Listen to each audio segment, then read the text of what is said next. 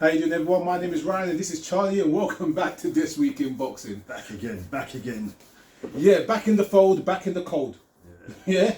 But it's worth it. It's worth it. It is worth it. It is worth it. All right then, let's start with this week's fights. Not a great weekend of fights, but a few of them. It's quite a few. And we're kind of 50-50. I had family commitments yesterday, so I haven't watched all of them. But what I've watched, you haven't watched, and vice versa. I'd like to think so. Yeah. I'd like to think so. If not, then we're in a bit of a problem. As I said, if we name a fight and somebody knows something, then they can put it in the comments. You know, let us know if we've missed something. But there's a lot to cover. You know? Yeah. There's a lot to cover. Nothing major, but a few bits. Yeah, absolutely. All right, let's start first.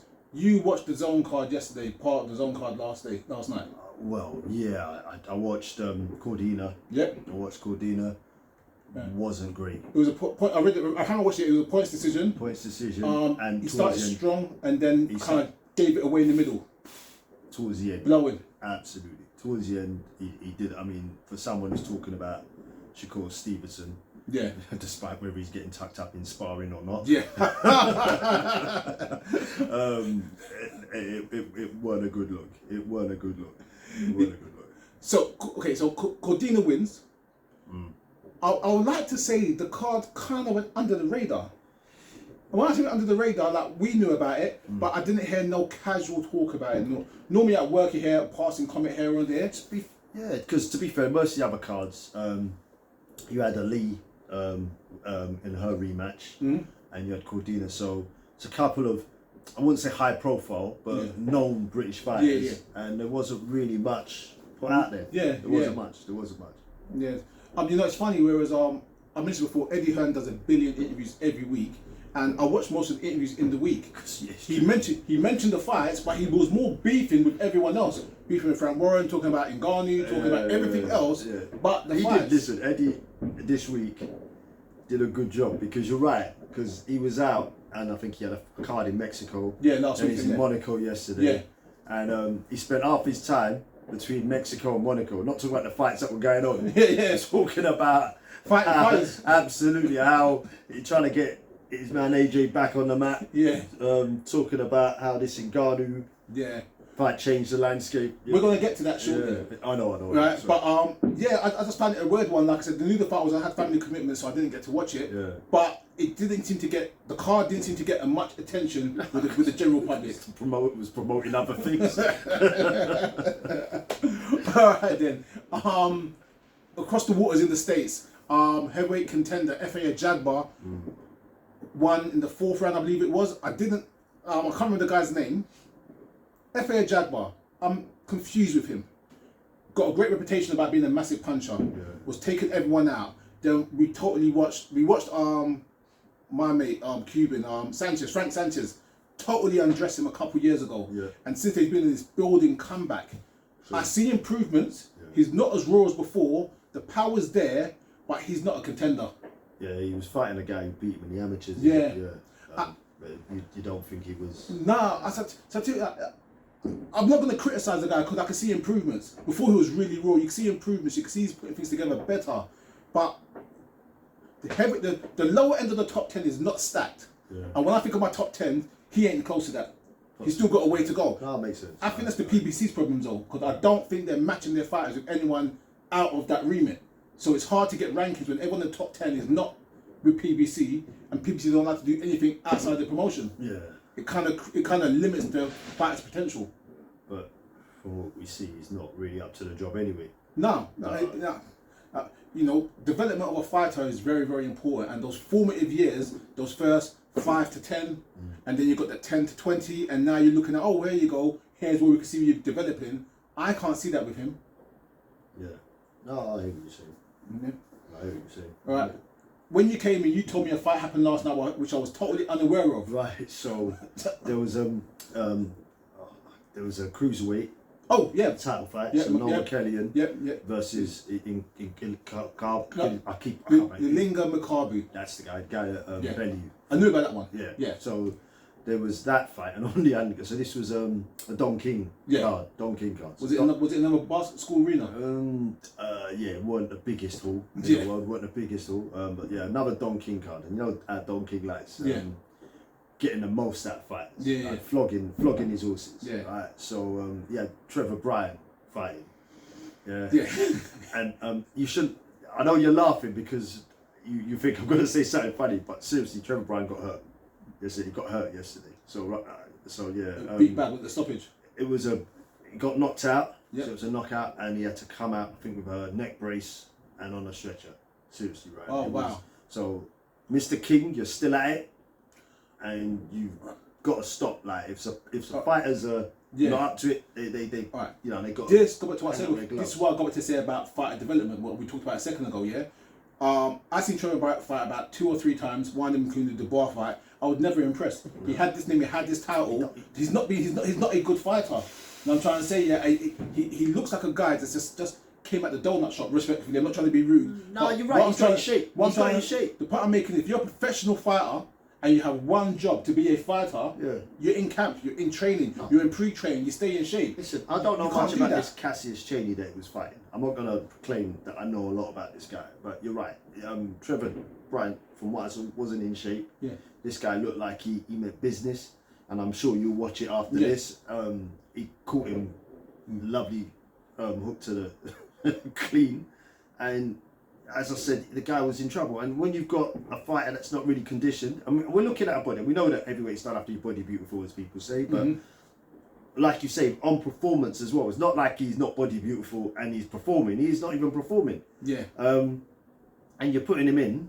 I know, as you say, it's a school hall fight or whatever. And you're just putting his life at risk, in my opinion. But you know, what do I know? What do I know? But yeah, that was on the undercard, and so we hope. Hope he's okay. This man's okay. He's okay, but yeah. I think as boxing fans, we love the sport. We love the brutality of the knockouts and X, Y, Z. Yeah. But we all hate when fighters get hurt. No, absolutely. And I think sometimes there's a fine line between stopping a fighter from them, saving a fighter from themselves, be it the promoters, the referee, the judges, the doctor.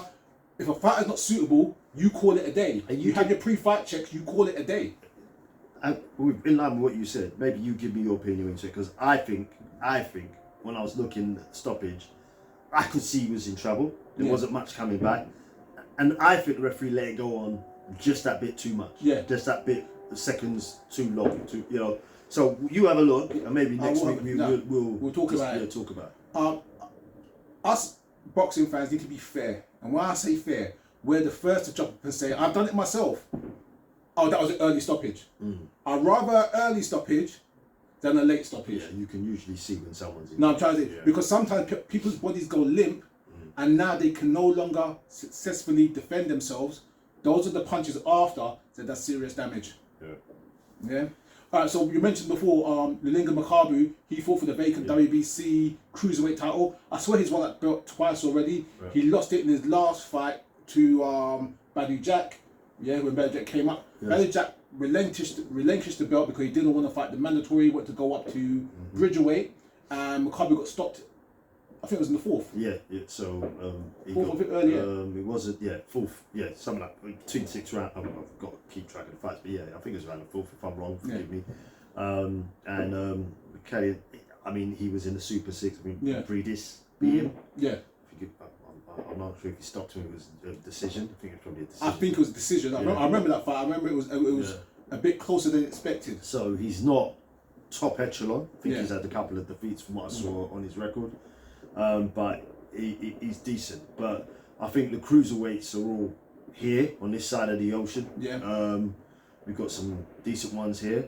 And like you said about promotions and so forth, we've got to. I mean, that's a belt. I think one of our cruiserweights could probably go and take. Yeah, could probably go and take. Makabu's been around for a long time. Yeah, was always kind of a bit explosive, a bit of power. You think he's done? I think he's done. He's done. Yeah, like you mentioned, his last couple of fights yesterday, and losing to, I would say, a weathered Badu Jack. You know. Yeah, Badu Jack is really a super middleweight who's in his 40s.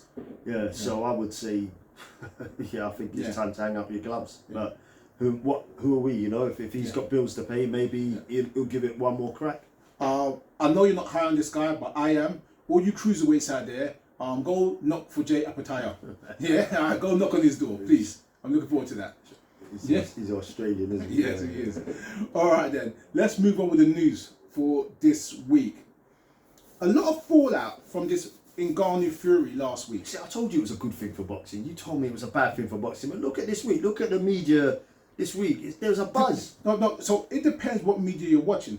Yeah, because I've seen the positives. Yeah. I've seen the middle ground, and I've seen the negatives. Negatives. When you got people talking about boxing. So let's I'm gonna mention this guy. I'm only gonna say his name once because I'm not a fan of this guy in particular. There's a guy called Chael Sonnen who used to fight in the UFC for John Jones, for Anderson Silva, XYZ. Yeah. He has a pretty large social media platform on TV, on his YouTube channel XYZ. He's been going around all week saying this proves boxing is fake because you've got someone who's never boxed before could come along and do it, and the judges did this and the judges done that.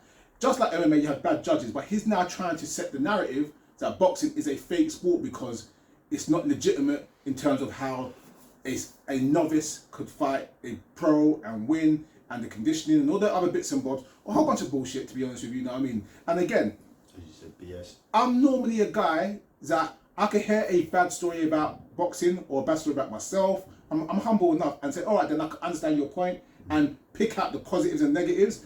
It was just a slate on boxing. Yeah? And that's what I'm talking about, the negative press. Because now you've got people that are just talking, thinking, well, you know, this is shit. And this is what I mentioned last week. When you have people like basketball player LeBron James. LeBron tweeting to 52 million people, this is why I don't watch boxing. And you've got other MMA fans that will casually watch boxing or like to watch a good fight, will say, this is why we don't like boxing. Alan, my brother, messaged me on Monday, I think, saying, this is why fans don't like boxing. Because he's reading the stories as well, and then reading the negative side as well, and picking all the bits out. It's not a good look. And I have to blame Fury for that. As I said, I think there's the educated opinion, and like you say, there's people who just have opinions. And heavyweights are heavyweights, and Ngannou is a heavyweight in terms of his size, his stature. And you know, there's been a lot of, like you say, negative. There's been some positive. You know, from what we discussed last week, people talking about no one knew how this guy was going to fight. We just saw how slow he was on the pads. We all gave up on him. And then when he actually started boxing, there was some good traits there. So I go back to, I don't think he's a pushover. No, I've actually watched the fight again and scored it, and I agree with you. He did well in certain parts and in certain bits and everything. Yeah. So he did. So and he'll give people problems. So I understand what you're saying. I understand what other people are saying. Boxing's about opinions. All sports are about opinions, but it's got everyone talking. Yeah. I'm not saying I'm the authority on anything at all, but I watch MMA as well. I enjoy MMA. I don't watch all the undercards and everything, but I watch the main cards. I don't watch the fight night cards too much, but my son does. But I can watch MMA objectively. I don't watch MMA and go, oh, he's got shit boxing. Oh, he's got bad striking. Yeah. Oh, I can watch it and enjoy it for what it is. And I'm trying to say, do I like boxing better? Of course I do. But I like a good fight. I could watch Olympic wrestling. I could watch kickboxing. I could watch Muay Thai. I could watch it and enjoy it as a fight and understand the elements of it. I don't have to criticize it and compare it to every other sport.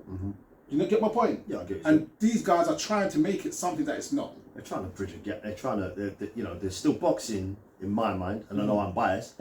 Boxing's up there, and MMA is growing, and they want to bridge that gap. And so they are going to use this as and it's a win for them. It's a win for MMA because one of their stars has crossed over. Conor McGregor tried it and got tucked in by someone who was retired. And that happens when, I think, at lower weights, but at heavyweight, I think there may be some, particularly when you look at someone's stature, I think you can bridge that gap a lot easier than at the lower weights where the skill tells a lot more. That's just my opinion. As you say, I'm not the aficionado. We're just here giving an opinion, sharing an opinion that people can watch and either dislike, like, share. Yeah. Alright, that was the bad for me. Let's look at the middle ground. Tyson Fury fairly has come out and said no excuses. He performed better. He performed better. I done well. No taking no excuses. His camp, in terms of his brother Shane, has been pretty fair in interviews. Frank Warren, even though he's doing his job as a promoter, has said all credit to Ngannou. I thought Fury won it by a round or two. He's not trying to make it sound like anything more. So I think the general consensus is all right. Then it's happened. We moved on. It was a decent event.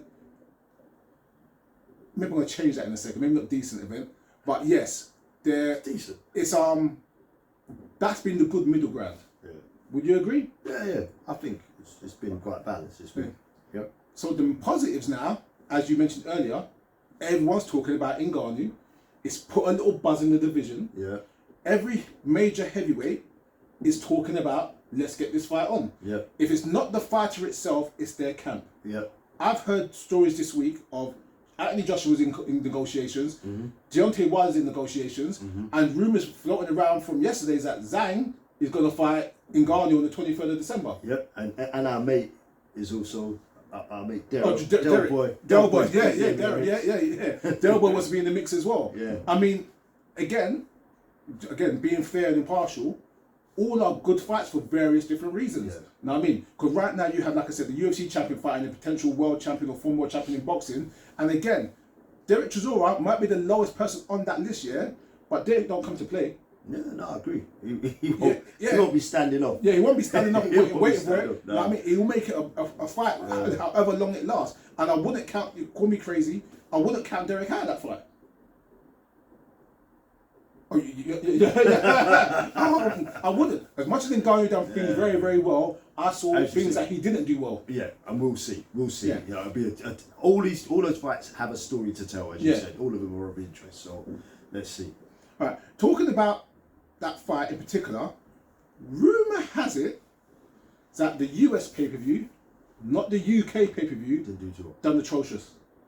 On ESPN Plus, it done 56,000 buys, and on the other streaming network in America, it done 11,000 buys, which means it's done 67,000 buys, which makes it, if that was the number worldwide, and we know it's not, that will make it mostly one of the worst pay-per-views for a heavyweight. Who put those numbers out? Eddie Heard.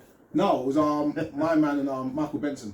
Okay. Yeah, so again, credible sources. Okay. Was it Michael Benson? It was one of them. Yeah, Okay. but it's credible sources. The point I'm making is that for this the Saudis put a lot of money into this fight in terms They don't of care. I know you might not care, Don't care. but you want to get your money back and have promotion. No, they don't care. Hold on. Yeah. A global promotion.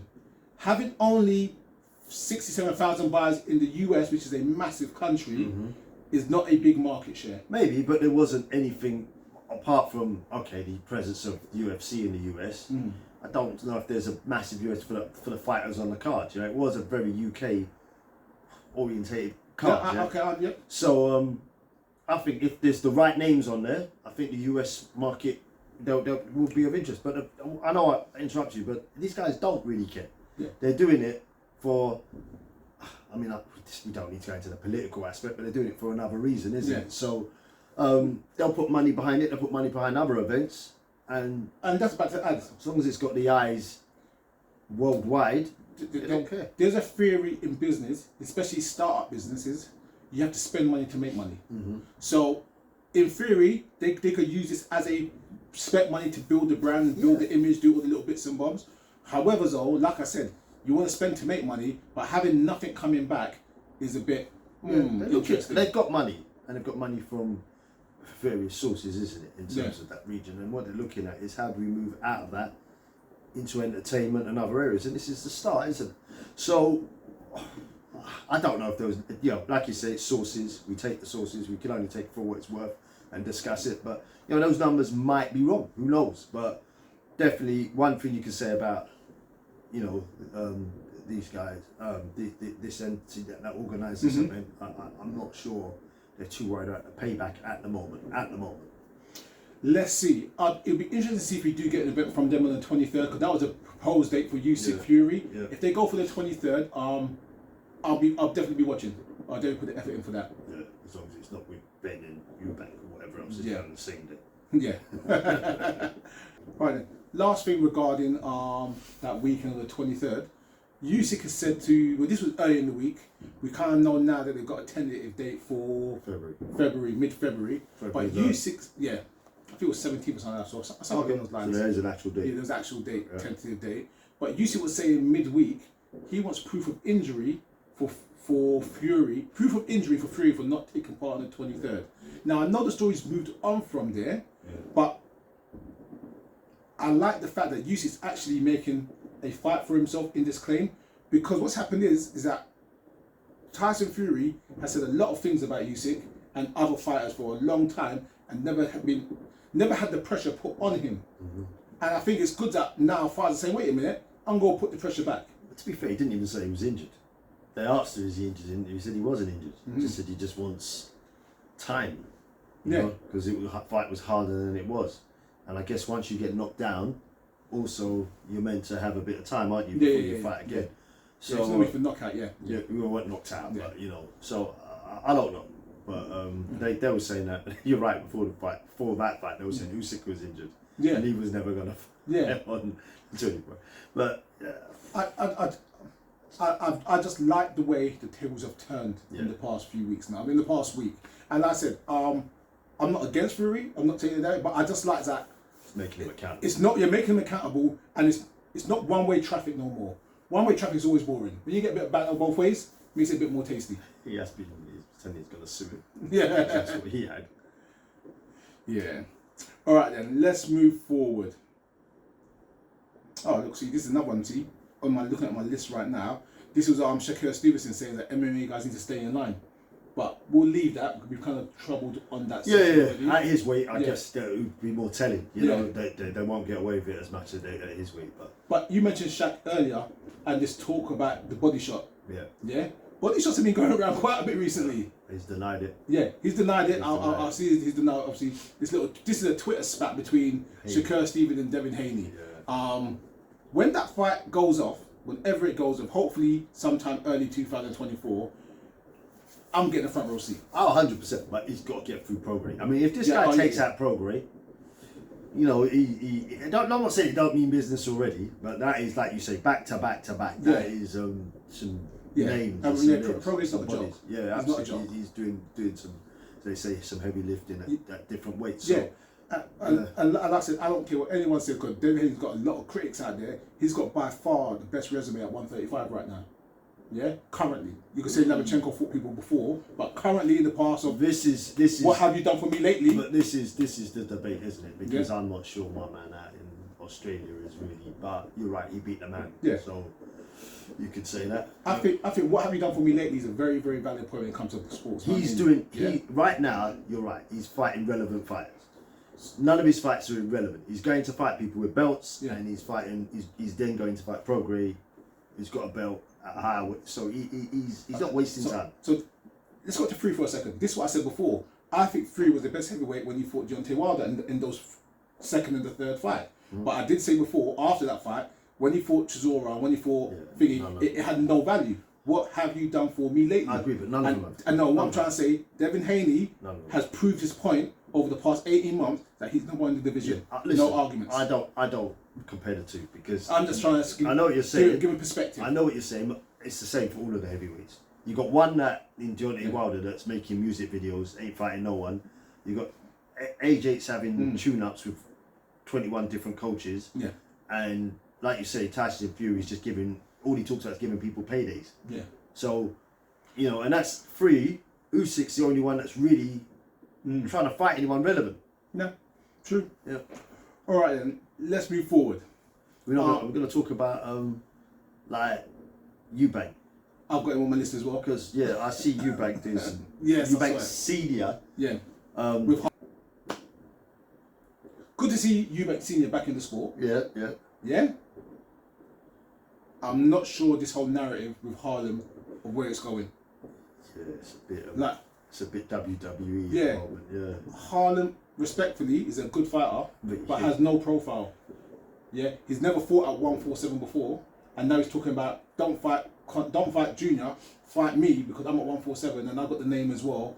Like, there's nothing in it. And then Senior saying Harlem's now got beef with you for trying to drain his cousin. It's like, it sounds really, you're reaching. Yeah, it's we respect the man, so respectfully, probably leave it at that. But I think everyone gets the point. We don't get it. No, we don't get it. We don't get it. No, I mean, we don't get it. I don't get the whole thing. I don't get how Eubank Jr. is gonna fight Ben at what weight. You know, is Ben clear? Is he not clear? Yeah. And then this whole Harlem, like you say, he's probably half decent. Yeah. But you know, he's a Channel 5 fill-in at the moment. Yeah. Like, how does he go from that to calling out people like I'm confused. Conor Ben? I'm confused the whole thing. And also now they're also saying the Conor Eubank fight is now going to be in February as well. We actually did do a video for that, head of the table video for that, about 2 weeks ago, because they were supposed to announce the fight a couple weeks ago, and now it's been delayed again.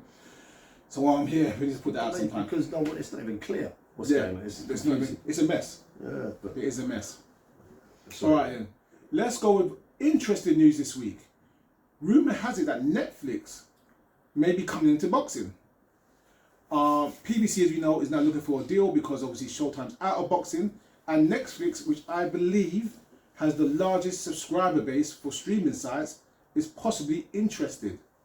I think that's good and bad news.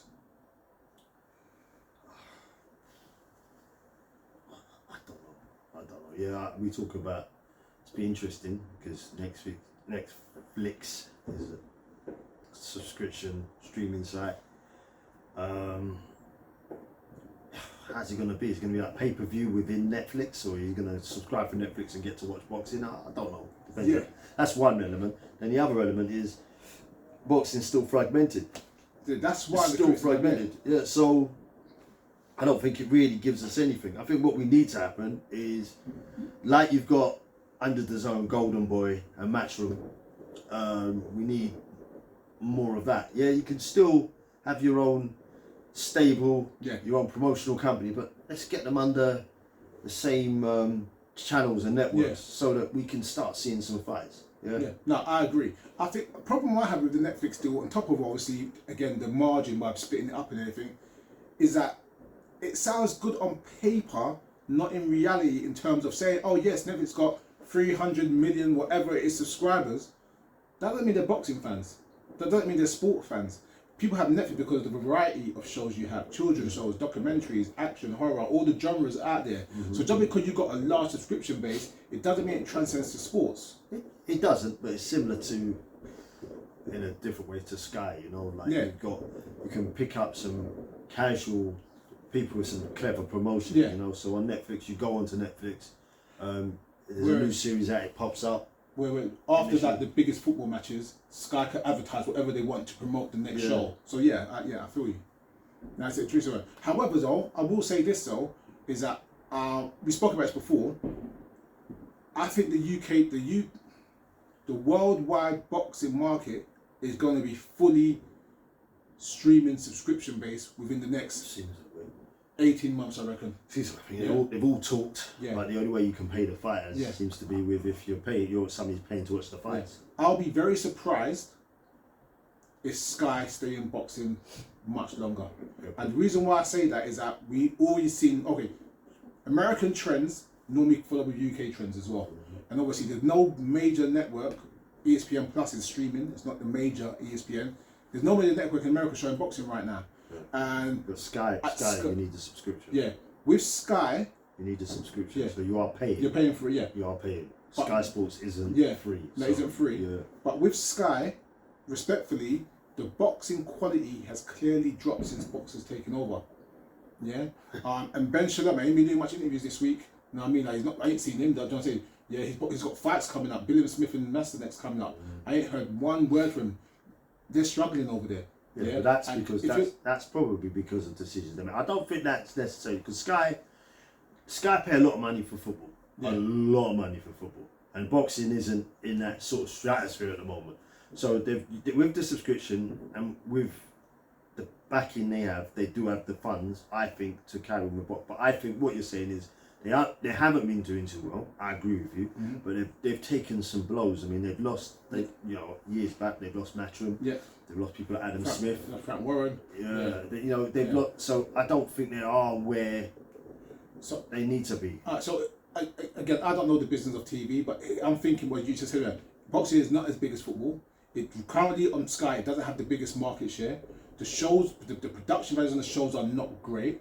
Adam Smith was the head of boxing, like in Sky. It was a major thing. Yeah. I don't know if they replaced that role or what's happening with that role. Let's get names. But this is what I'm trying to say. That if you don't have a head of boxing at Sky no more, that means boxing has dropped down the ladder. Because they've got people like, they're probably hanging out on people like Whittaker, someone like Ben Whittaker. Yeah.